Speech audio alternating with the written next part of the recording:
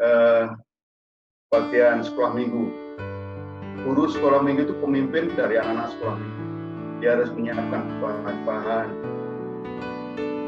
dia harus mengajar itu tidak cuma sedang mengajar, dan kita harus melihat perkembangan dan pertumbuhan iman anak-anak kita. Tidak kurang penting juga bagian konsumsi itu juga pemimpin. Konsumsi memimpin untuk menyiapkan atau mempersiapkan semua makanan. Kalau kita perkumpulan itu ya, ada yang ibu ini bawa ini, bu ini bawa ini, sehingga waktu kita ketemu semuanya udah rapi. Itu di bawah kepemimpinan seksi konsumsi. Kemudian bagian worship leader dan musik itu mempersiapkan udah beberapa hari sebelum baktian. Saya tahu persis itu, dari mengarrange lagunya, mencari hikmat Tuhan, lagu apa yang harus dinyanyikan, kemudian musiknya harus belajar agar di dalam kebaktian nanti semua lancar adanya. Kita memuji Tuhan dengan hikmat tanpa satu gangguan apapun, itu perlu persiapan. Saya ngalami sendiri bagian musik ataupun worship leader itu persiapannya lah sama dengan yang bagian khotbah ya, harus persiapkan betul-betul beberapa hari sebelum kebaktian. Kemudian seksi ibadah juga sama. Seksi ibadah itu nggak cuma sekedar waktu ingat. Seksi ibadah juga perlu hikmat Tuhan. Seksi ibadah itu harus mengatur siapa yang harus khotbah minggu ini, walaupun jadwalnya sudah tahu, cuma dia harus melihat kira-kira siapa yang bagian gelar ini, yang belum siapa, yang sudah siapa, dengan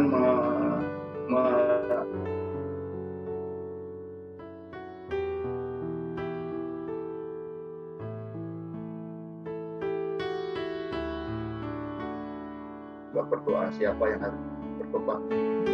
Seksi keuangan juga gitu, tidak simpel. Seksi keuangan juga mengatur jalannya keuangan, masuk keluar masuk, kemudian harus melaporkan. Itu dia memimpin bagian keuangan. Kita nggak tahu yang lain. Saya aja nggak hafal berapa uang yang ada, berapa yang keluar, tapi dia memimpin bagian keuangan sehingga semua keuangan itu lancar dan rapi gitu ya, nggak ada yang kekurangan. Nggak tinggal juga pengatur teknisi Zoom ya. Teknisi Zoom juga penting sekali. Ini dia memimpin dalam bidang ini. Aku nggak tahu kapan harus mengkonek ini, kemarin itu, kemudian harus ini. Teknisinya yang punya apa, Mbak Urekso, ala Jawanya dia yang baru, saya yang tahu persis bagaimana harus mengatur, bagaimana harus bicara, kemudian bagaimana mendisplay tambahan lagu-lagu itu teknisi.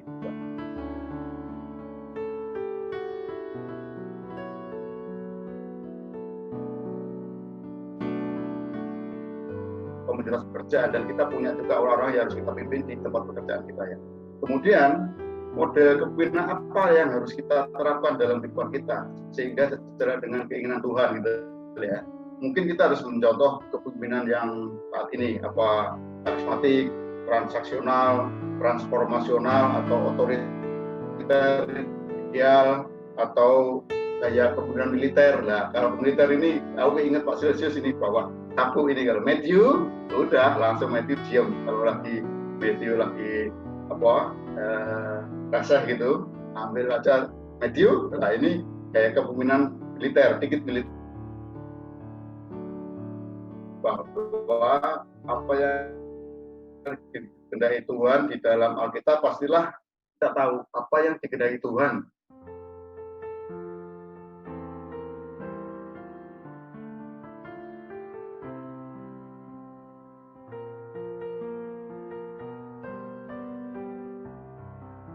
Siapakah yang Tuhan ini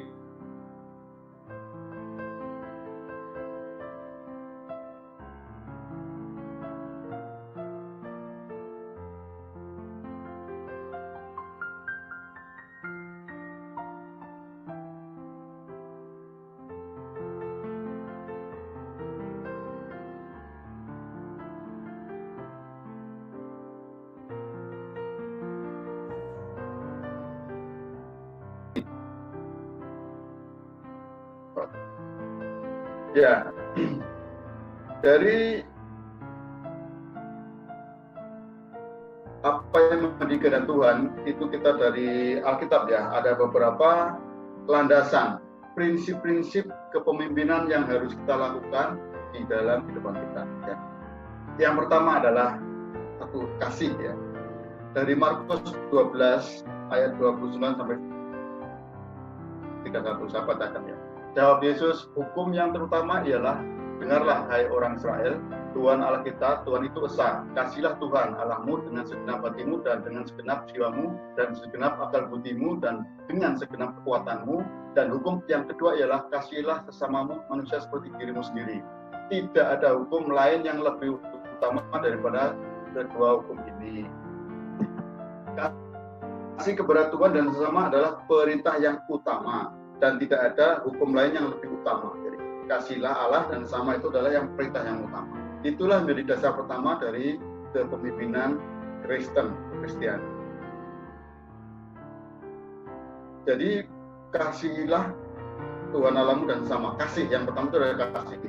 Itu merupakan dasar kepemimpinan di dalam keluarga, di tempat kerja, lingkungan tempat kerja, dan lain sebagainya. Nomor satu yang paling utama adalah kasih. Tanpa kasih orang tidak akan bisa menjalankan semua roda-roda organisasi atau keluargaan atau apapun yang dia pimpin. Yang pertama adalah kasih. Jadi supremasi kasih itu mengalahkan segala-galanya. Aku pikir juga walaupun ya di luar Kristen itu nggak mengenal kasih, tapi mereka para perusahaan itu memberikan hukum-hukum yang mirip itu loh ya. Contohnya gini, sekarang ini panas-panas ini ya. Kemarin udah kegiatan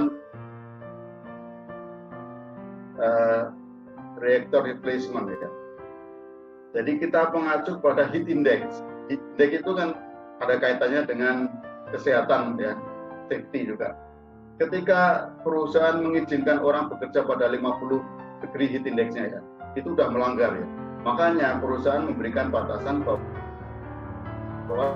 49, 48, 47 itu masih bisa kerja tapi di tempat teduh, kemudian dengan istirahat 15 menit, minum berapa gelas gitu. Itu aturan perusahaan untuk menjadikan orang selamat pekerjaannya, ya, nggak pingsan dan sebagainya. Nah, itu sebetulnya walaupun mereka tidak mengenal hukum kasih, tapi mereka sudah tahu bahwa manusia itu lebih berharga daripada peralatan, manusia itu lebih berharga daripada benefit-benefit yang diincar perusahaan. Jadi walaupun perusahaan itu pengennya untung yang tinggi, tapi dia juga tetap memikirkan kesehatan dan keselamatan karyawannya. Mereka yang tidak mengenal kasih saja menerapkan kasih agar mereka pada selamat ya. Saking utamanya hukum kasih ini, saking utamanya bahwa kasih itu nomor 1. Rasul Paulus berkata, segala sesuatu tanpa kasih tidak ada gunanya. Saking utamanya, Rasul Paulus saja berkata, segala sesuatu tanpa kasih itu adalah tidak ada manfaatnya. Saya baca dari 1 Korintus ya, 1 Korintus 13 ayat 1 ya. Sekalipun aku dapat berkata-kata dengan semua bahasa manusia dan bahasa malaikat, tetapi jika aku tidak mempunyai kasih, aku sama dengan gong yang berkumandang dan canang yang gemerincing. Sekalipun aku mempunyai karunia untuk bernubuat dan aku mengetahui segala rahasia dan memiliki seluruh pengetahuan, dan sekalipun aku memiliki iman yang sempurna untuk memindahkan gunung, tetapi jika aku tidak mempunyai kasih, aku sama sekali tidak berguna. Tidak mempunyai kasih. Dan sekalipun aku membagi-bagikan segala sesuatu dan yang ada padaku, bahkan menyerahkan tubuhku untuk dibakar, tetapi jika aku tidak mempunyai kasih, sedikit pun tidak ada faedah bagiku. Bapak Ibu sekalian, begitu tingginya nilai kasih di dalam kehidupan kita, baik dalam kehidupan kita dimanapun berada, kalau kita memimpin, dalam kita kehidupan bersama, kasih itu menjadi yang paling utama. Di dalam sebuah organisasi, tanpa adanya kasih di antara anggota, tinggal nunggu waktu aja untuk menjadi bubar. Udah pastikan. Jadi kalau organisasi kita PKKI ini sampai sekarang masih ada, saya percaya bahwa di antara kita itu memiliki kasih dan kita saling balas kasih. Kan kasih itu pengejawantahannya kan banyak sabar, murah hati, tidak sombong, ya dan sebagainya. Nah, itu terjadi di dalam organisasi kita. Jadi saya percaya bahwa di dalam PKKI ini kasih masih dijunjung tinggi-tinggi untuk kita perhatikan dalam kehidupan organisasi kita. Ini Bapak Ibu Saudara ada contoh ya. Ini saya kan sudah barusan buka Kargos 2 minggu yang lalu. Yang nggak mau yang di situ yang menjadi manajer talenta ya, masih usianya masih muda Pak. Kemudian saya kenapa memikirkan bahwa saya harus membagikan ini, karena saya juga ingin membagikan hari ini kepada Talita. Karena dia mau nggak mau sebagai pimpinan perusahaan itu kan harus tahu bagaimana menerapkan kepemimpinannya kepada anak buahnya. Hari pertama Carlos dibuka, dia nggak pede untuk memakai 3 orang yang sudah 3 bulan ikut-ikutan di situ membantu dan sebagainya. Mungkin dia memikir bahwa kerjaannya dia kurang bagus. Saya surprise banget pada 3 hari pertama dia memulangkan saudara sepupunya, dia memulangkan kedua tetangganya. Ini karena dia ingin bekerja secara profesional. Mungkin benar ya, kalau hari pertama itu kita pasang orang-orang yang tidak berpengalaman, mungkin hari kedua, hari ketiga tidak ada lagi yang datang untuk mencucikan mobilnya. Tapi puji Tuhan, kayak dia begitu itu yang memang kurang ada kasihnya ya. Tapi Tuhan masih memberi maaf, sehingga usahanya masih berlancar. Jadi semua target mobil yang dikedapinya itu selalu tiap hari sampai hari ini di atas target, bahkan bisa 2 kali lipat. Aku ingin kasih tahu bahwa cara memimpin seperti itu tidak benar gitu loh. Aku ingatkan sama dia, itu nggak benar. Karena satu, untuk memimpin seseorang atau sebuah organisasi, kasih itu yang utama. Dan dia kalau tiba-tiba memulangkan saudara-saudaranya sendiri pulang ke Cilacap, yang mana sudah nunggu sejak lama, itu saya kecewa sekali. Walaupun itu sudah terjadi ya, cuma makanya saya pikir saya harus saya cari bahan bagaimana untuk bisa saya sering buat anak muda. Jadi yang pertama kali adalah kasih itu melebihi segala-galanya. Nah, sekarang prinsip kepemimpinan, dasar-dasar prinsip kepemimpinan Kristen yang kedua adalah kerendahan hati. Kerendahan hati menjadi dasar yang kepemimpinan sehingga dapat melakukan hal yang besar. Apa? Saya ambil dari Yohanes 13:12-15 ya. Saya bacakan. Sesudah ia membasuh kaki mereka, ia mengenakan pakaiannya dan kembali ke tempatnya. Lalu dia berkata kepada mereka, mengertikah kamu apa yang telah kuperbuat padamu? Kamu menyebut aku guru dan Tuhan, dan katamu itu tepat. Sebab memang akulah guru dan Tuhan. Jadi, jikalau aku membasuh kakimu, aku yang adalah Tuhan dan gurumu, maka kamu pun wajib saling membasuh kakimu. Nah, ini perintah, saudara ya. Ini sebuah perintah Tuhan yang harus dilaksanakan. Dengan rendah hati, kita melayani sesama. Rendah hati, kerendahan hati ya. Seorang pemimpin harus bisa memberi teladan bagi yang dipimpinnya. Karena kerendahan hati adalah sebuah fondasi kehidupan iman. Kita tidak akan bisa memberikan kasih tanpa kerendahan hati ya. Kalau kita terus sombong ya, bagaimana kita harus bisa memberikan kasih kepada orang lain.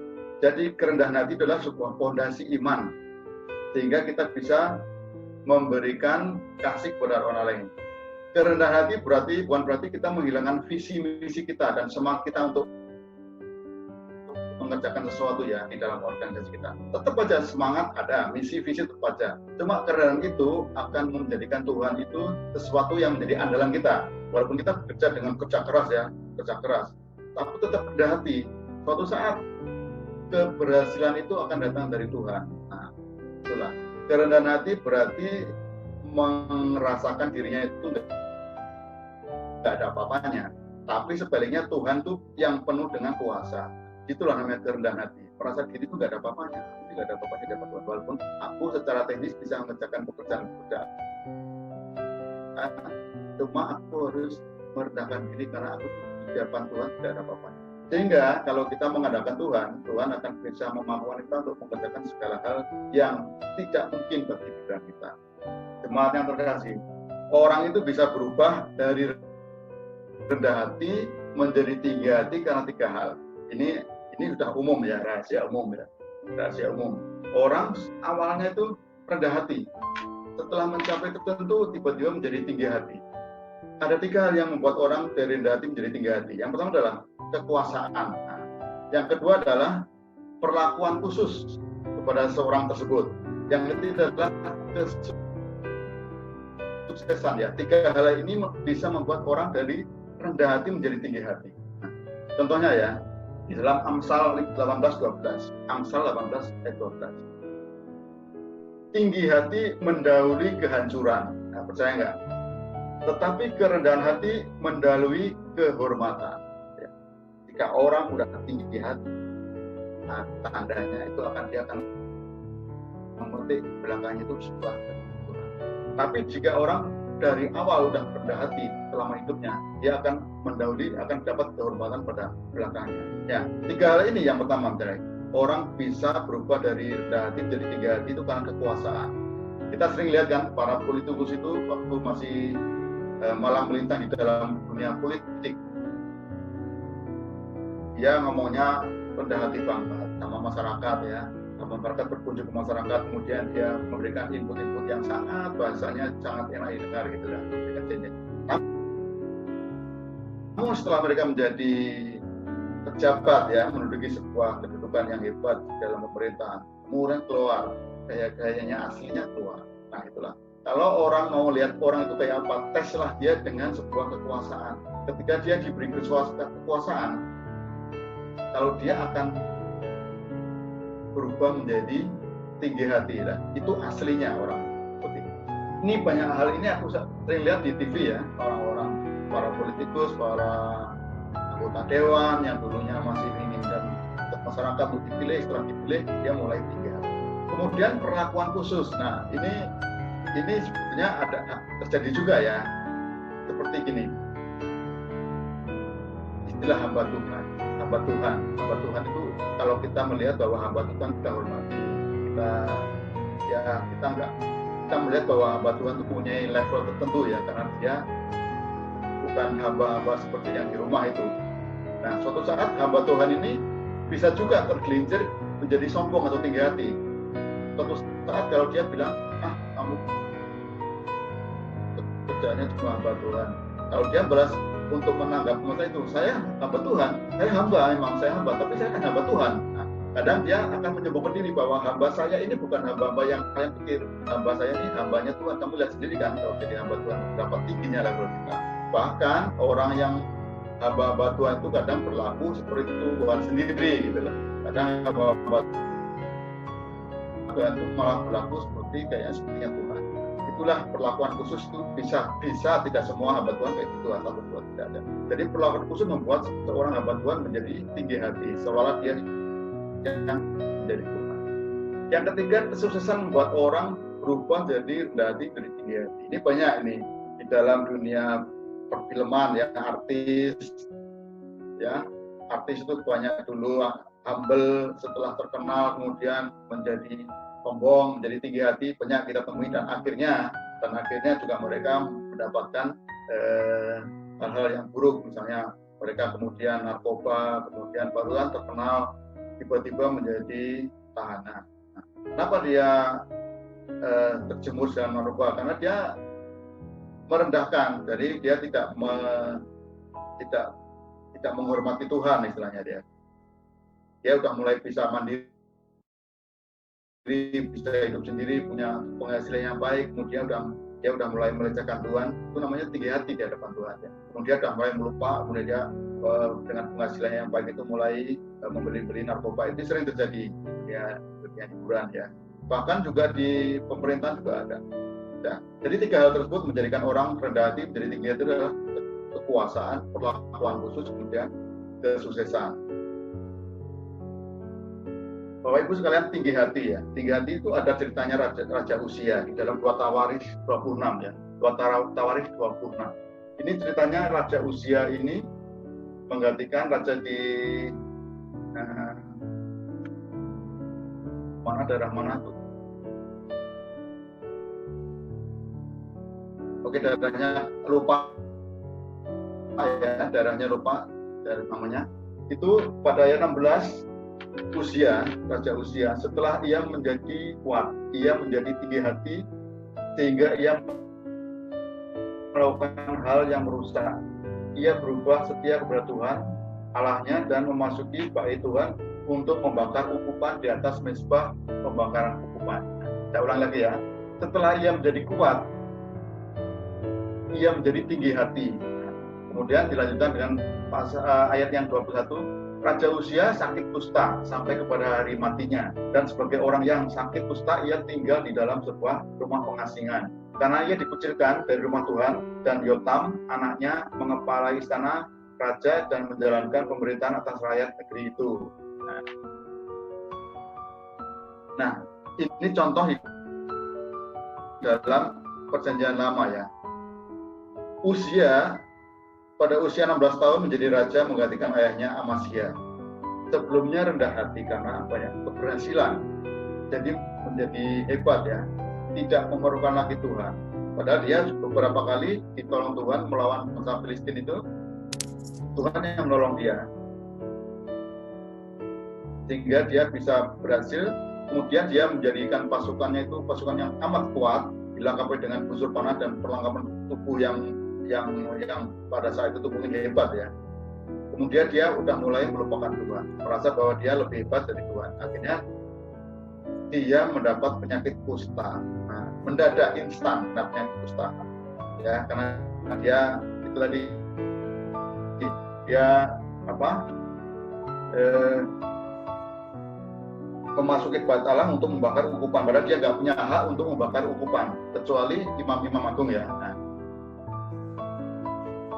Nah itu tadi, orang yang awalnya rendah hati tiba-tiba menjadi tinggi hati, dan akhirnya dia menderita penyakit kusta dan pada akhir hidupnya meninggalkan Tuhan. Kemudian saya ada contoh rendah hati yang paling menjadi contoh rendah hati Tuhan Yesus Kristus ya. Tuhan itu sendiri untuk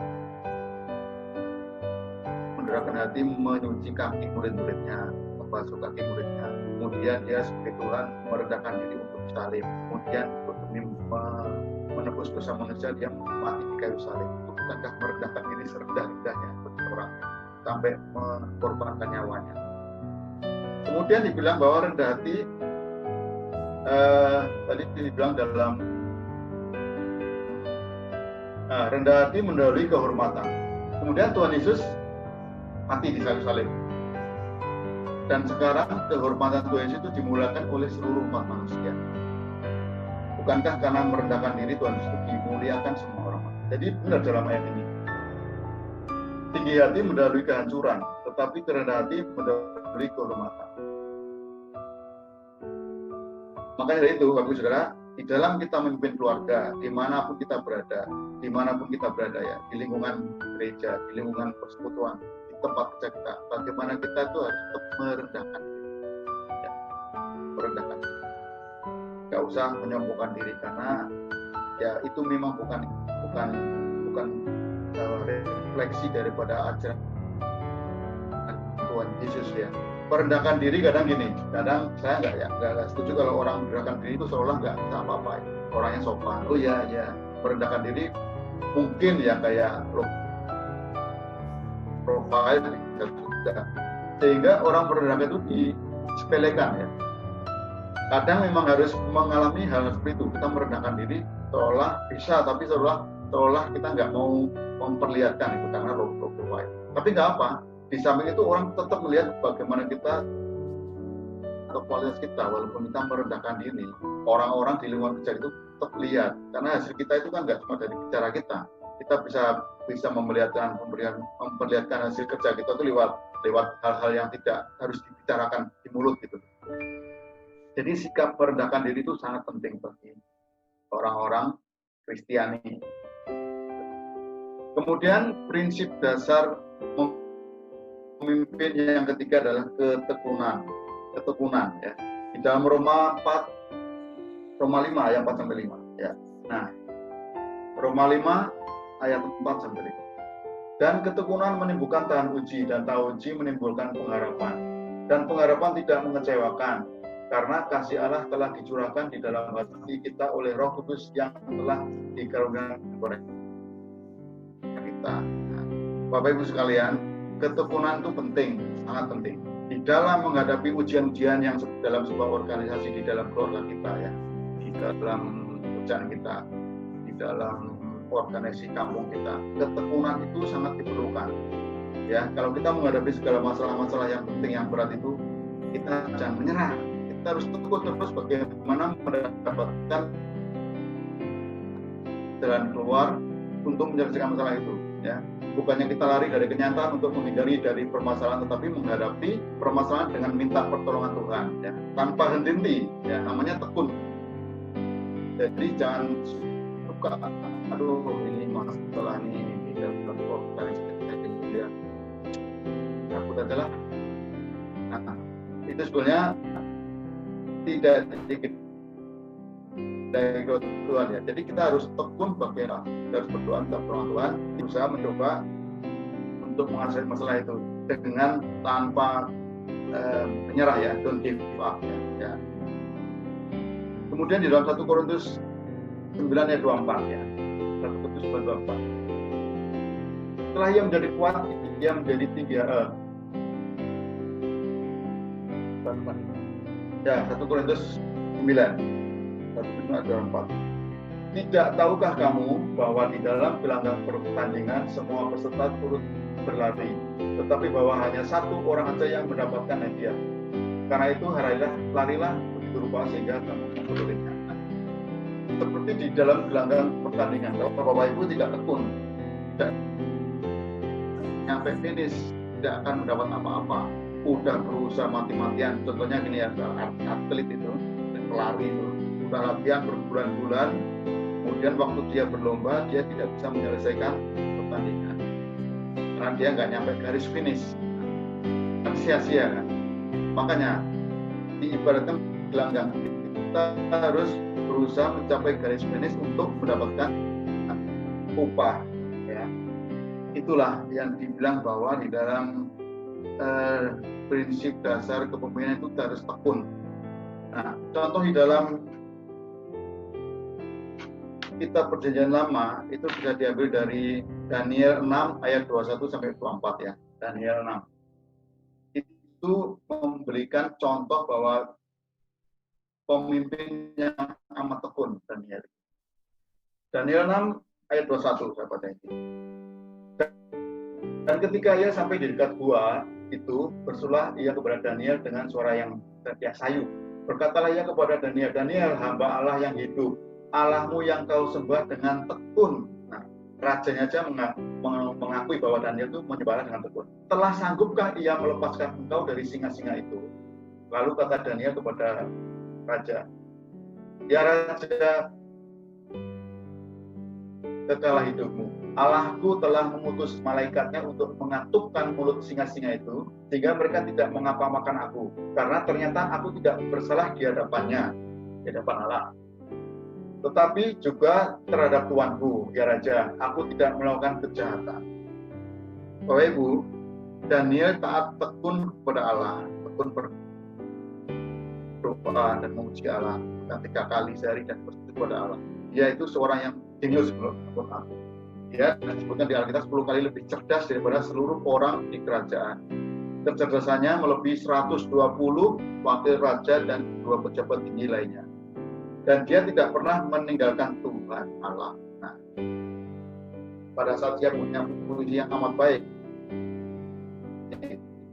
orang yang pandai, orang yang menjadi andalan raja, tapi dia tidak pernah melupakan Allah. Ya, dia tetap tekun berdoa kepada Allah, memuliakan Allah, berdoa sujud kepada Allah. Dan dia tetap bertahan. Prestasinya 4 kali pergantian raja, Daniel tetap bertahan kepada kedudukannya. Nah, inilah contoh seorang pemimpin yang amat dalam sebuah kita, di dalam kesuksesan kita dalam mencapai prestasi kita di dalam pekerjaan, di rumah, atau di dalam usaha-usaha kita di luar. Jangan lupa kita tetap bertekun untuk berdoa. Yang menjadikan Tuhan adalah kita. Jangan kendor berdoa, tekun memohon kepada Tuhan apa yang harus kita lakukan dalam kehidupan kita. Itu prinsip yang ketiga. Kemudian prinsip dasar kepemimpinan Kristen yang keempat adalah kebijaksanaan. Saya bacakan dari Matius 10 ayat 16. Lihat, aku mengutus kamu seperti domba ke tengah-tengah serigala. Sebab itu hendaklah kamu cerdik seperti ular dan tulus seperti merpati. Banyak orang pikir ular itu kan kalau di Alkitab digambarkan licik, ya. Di dalam Perjanjian Lama waktu itu dia menggoda Adam Hawa sehingga Hawa Adam jatuh dalam dosa. Ular itu licik, kenapa dibilang cerdik? ya kan? Kemudian tulus seperti merpati. Apa karena merpati berbulu putih sehingga dia dibilang tulus? Kalau merpati kan lambang perdamaian ya. Tapi ternyata setelah dilihat fakta daripada ular dan merpati, nggak tahu nih Tuhan ini ya. Tuhan ini kok udah tahu gitu loh. Fakta-fakta daripada ular dan merpati itu. Dan fakta dari ular, biarpun rabun jauh memiliki 2 radar untuk mengenali sekitarnya. Ya, radar panas pada mulutnya, radar bau-bauan dari lidahnya. Ular itu akan tahu di mana ada mangsanya dan di mana ada bahaya mengintai. Dan dia segera kabur walaupun dengan tanpa suara ya, nggak kayak singa dia melompat-lompat, nggak, dia kabur dengan halus tanpa didengar orang. Dia kabur kalau menghadapi bahaya. Ini tipikal ular ya. Kemudian dibilang tulus seperti merpati. Merpati sama ular juga mempunyai hampir kesamaan. Merpati punya paruh yang mengandung logam berfungsi sebagai kompas ya. Matanya mampu melihat sampai 20 mil. 20 mil itu kalau kilometer kan sekitar 40 kilo ya, 40 kilo. 1 mil 1,6 km. Pendengarannya tajam, mampu membaca angin dan mendeteksi adanya badai yang masih jauh. Kenapa Tuhan memberikan perumpamaan cerdik seperti ular dan tulus seperti merpati? Ternyata seperti ini, bukan maksudnya ular yang di dalam perjanjian lama ya, licik. Nah, jemaat yang terkasih, kerendahan hati dan ketekunan tidaklah cukup ya jadi seorang pemimpin yang baik. Ya, tekun dan rendah hati nggak cukup. Ya. Untuk itu diperlukan kombinasi ketulusan dan kecerdikan. Tulus dan cerdik, jadi kombinasi tulus dan cerdik akan menimbulkan sebuah kebijaksanaan. Dan kebijaksanaan itu adalah akal budi benar sebagai dasar untuk bertindak. Orang yang bijaksana nggak mungkin ngawur-ngawuran. Kalau kita kan bilang, kalau kita orang bilang ini bapak ini amat bijaksana, keputusannya amat bijaksana. Bijaksana berarti udah dipikirkan sebaik-baiknya siapa yang akan rugi, siapa yang nggak dirugikan, dan itu akan membuat semua sejahtera gitu ya. Jadi orang yang bijaksana itu keputusannya akan diterima oleh banyak orang, nggak cuma sebelah. Kalau yang bijaksana memberikan keputusan, kemudian yang sana protes, ini protes, berarti keputusannya kurang bijaksana. Orang yang bijaksana itu akan memberikan pemikiran-pemikiran yang terbaik.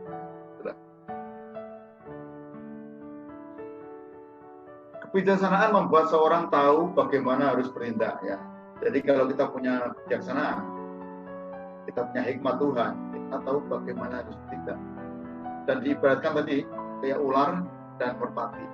Dia udah tahu, dia bisa memprediksi apa yang ada di sekitarnya. Bagaimana dia mendapatkan keuntungan, kayak tadi ular itu mempunyai sensor di lidahnya ya, di mana ada mangsa dan di mana dia terancam bahaya, dia harus pergi. Dan merpati dia tahu bahaya di depannya 40 km, dia sudah tahu arus angin, tekanan udara, kemudian pakai kompas gimana dia pergi, dia tahu. Itulah, itu kalau kita terapkan kita akan menjadi seorang yang bijaksana ya, tahu bagaimana kita harus buat. Dimana di dalam hal ini kan Tuhan mengirim domba-dombanya ke kandang singa ya.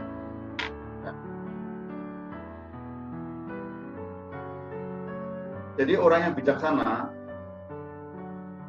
itu akan mempertimbangkan secara matang apa yang akan terjadi, kemudian bergerak di dalam hikmat Tuhan. Nah, inilah. Jadi bijaksana itu tidak cuma sekedar yang ada dalam pikiran hati kita ya, tapi kita tetap di dalam kebijaksanaan itu kita bergerak dengan menggunakan hikmat Tuhan. Hikmat Tuhan. Gak cuma istilahnya, oh ini bijaksana, tahu ini baik, buruk, tapi dia tanpa menggunakan Tuhan enggak. Bijaksana dalam dasar-dasar kebijaksanaan ini tetap harus menjadikan hikmat Tuhan sebagai turunan dalam kehidupan kita. Kemudian dasar yang kelima, yang terakhir ya, adalah persatuan. Saya bacakan dari Yohanes 17 ayat 11. Ya. Yohanes 17 ayat 11. Dan aku tidak lagi di dalam dunia, tetapi mereka masih ada di dalam dunia. Dan aku datang kepadamu, ya Bapa yang kudus, peliharalah mereka dalam namamu, yaitu namamu yang telah engkau berikan kepadaku. supaya mereka menjadi satu sama seperti kita. Nah, ini Bapak Ibu yang sering kita alami dan kita alami memang ya. Di dalam persekutuan kita, kita sudah melihat berapa kali ya ada perpecahan di dalam organisasi Kristen. Menjaga persatuan menjadi tanda pemimpin yang dewasa. Apakah kita sudah menjadi pemimpin yang dewasa? Apakah kita telah memiliki orang yang dewasa di sini? Itu kita bisa melihat bahwa pemimpin yang dewasa itu menjaga persatuan. Seorang pemimpin yang baik akan senantiasa menjaga persatuan dan senantiasa membangun kelompoknya dari dalam. Pemimpin yang mencoba memisahkan diri dari gereja atau persekutuan bertentangan dengan sikap kerendahan hati dan kasih. Memisahkan diri daripada persekutuan atau gereja itu memperlihatkan kesombongan diri ya, dan mengutamakan egoistis. Padahal seorang pemimpin atau orang yang berpengaruh di dalam sebuah kelompok itu kalau dia memisahkan diri pasti diikuti dengan anggota-anggota yang lain. Nah, ini kita mengalami hal ini sejak tahun-tahun yang lalu ya. Ada PKKIQ, kemudian ada kelompok ini, dari kelompok ini dia pindah ke kelompok ini, dari kelompok ini pindah ke kelompok ini. Tapi kalau dilihat itu adalah kepemimpinan yang kurang dewasa. Dia memisahkan diri bersama anggota-anggota. Dan ini kita alami di dalam kehidupan teks.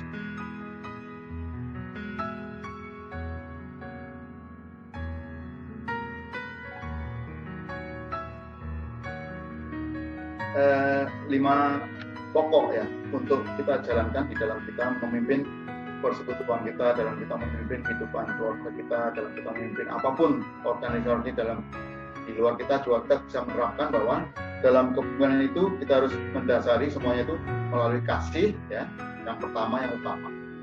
Kemudian kerendahan hati ya, ketekunan, kebijaksanaan dan persatuan. Nah, ini merupakan prinsip kepemimpinan di dalam Kristiani. Orang-orang Kristen harus menganut ini, menjalankan seperti ini, walaupun dia tidak memimpin langsung, namun dia harus menjalankan 5 dasar ini dalam kehidupan.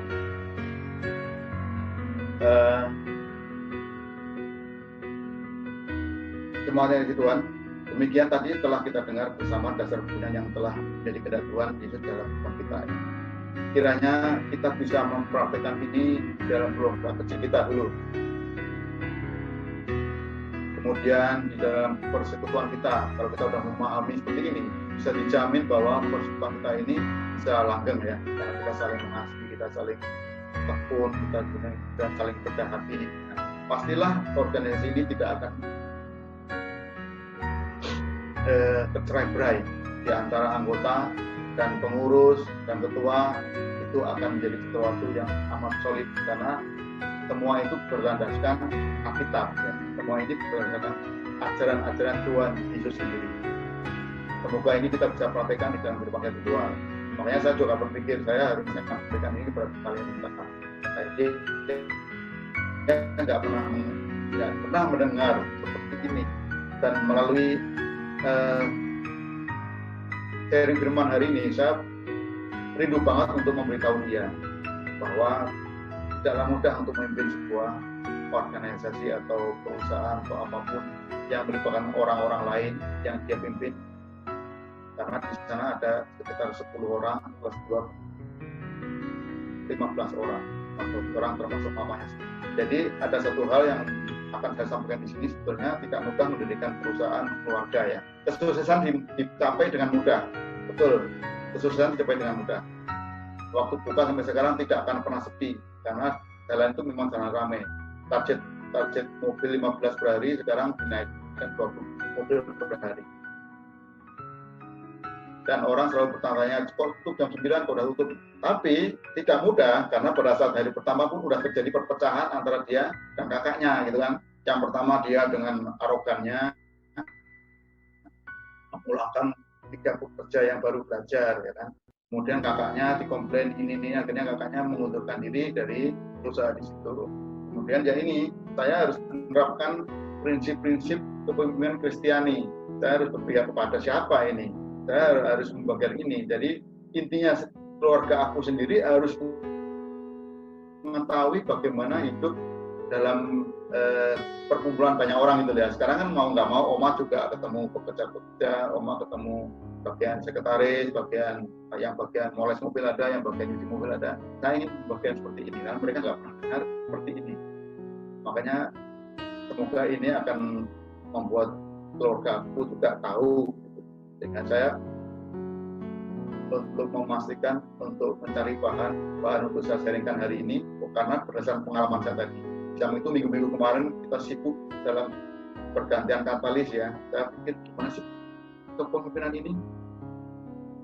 Enggak ada ini, linknya enggak jelas banget. Ya, manajer langsung ke lapangan, dari lapangan dia calling ke dalam, tekanannya berapa. Di bawah manajer ada shift controller, ada shift supervisor, ada shift superintendent. Tapi dia kita coba ke lapangan mendadak gitu, biar orang-orang kaget. Padahal heat index pada itu 60 itu udah sangat berbahaya. Heat index 50 semua ada stop kerja. Heat index 60 dia ke lapangan. Dia mau nakpin orang-orang. Dia maunya target selesaikan untuk katalis tetap on time. Tapi kan kita dibatasi dengan kondisi-kondisi yang berbahaya. Nah, berdasarkan pertimbangan itu aku pikir aku mau sharing ini lah. Sebenarnya bagaimana sih mengorganisir orang itu. Demikian Bapak Ibu sekalian, kan kiranya bermanfaat bagi kita dan bisa menjadi landasan ke depan kita dalam kehidupan kita. Amin.